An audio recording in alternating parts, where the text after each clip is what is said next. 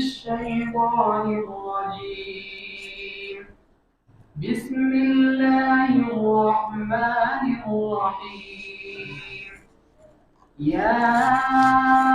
أيها الناس اتقوا ربكم الذي خلقكم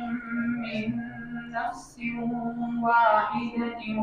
وخلق منها زوجها وبث منهما رجالا كثيرا ونساء واتقوا الله الذي تساءلون به والأرحام إن الله كان عليكم رقيبا. وآتوا اليتامى أموالهم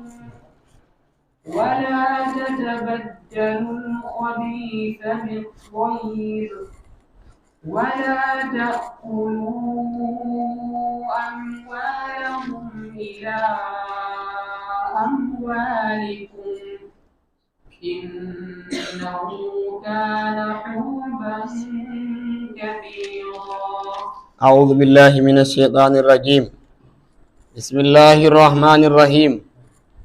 رب اشرح لي صدري ويسر لي أمري واحلل عقدة من لساني يفقه قولي. عليه صلاة الله ثم سلامه تهل لساني الدهر لا أتليلج. سورة النساء. بسم الله الرحمن الرحيم. سورة النساء دو مدنية والمدنين كول 105 أو 60 أو 77 آية. lumari aaje temerre be capanɗe jeeɗiɗi e joyi ko e jeego ko e jeeɗiɗi en famri ko jawmirawo wi ya ayyuhannasu ya onon himɓe ay ala makkata himɓe makka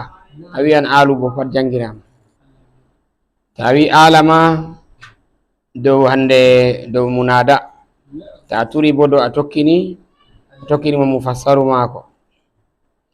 jomirawo ya ayyuhannasu ya onon himɓe ittagu ndente rabbakumu jawmi on ayi qabahu ndente yangada maako no on ndentoto yangada man ɗo bi antuɗi uhuno on ɗowtanomo on ɗowtano jawmirawo mana on tokko umraɗi on ndayo kaɗaɗi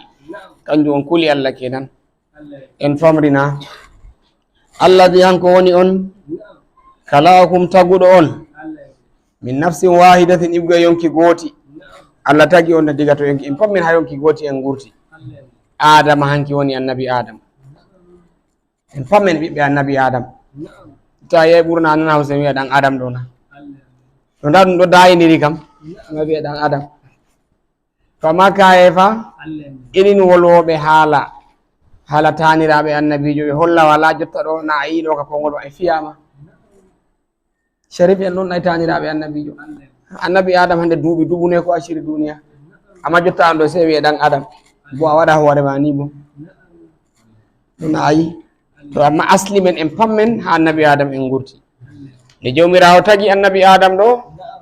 ta Allah accamo hanko tan o nana gewɗum wa kalaga jawmirawo tagi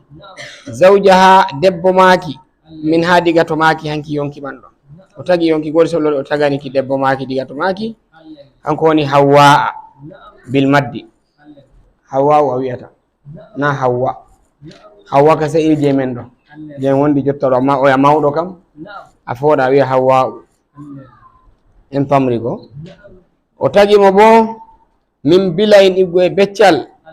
min ablayi iggo e becce mako alyusra nane ko gonɗe hajji ha narre na ayi jotta wuttudu narruɗo beccel ɓurgel famɗugo ha lesɗo kangel jawmirawo hoosi tagiri hawwa sey latti gorko wuttuɗu mum narruɗo ɗo mari naqasuye ngam gal ɗo kam 17 on gal ɗo bo 17 to amma debbo kañum butul ɗiɗi fu e becce man memaka kañum waɗi gorko to jooɗi ɗo to neɓi sai o sanji jonde ngam haala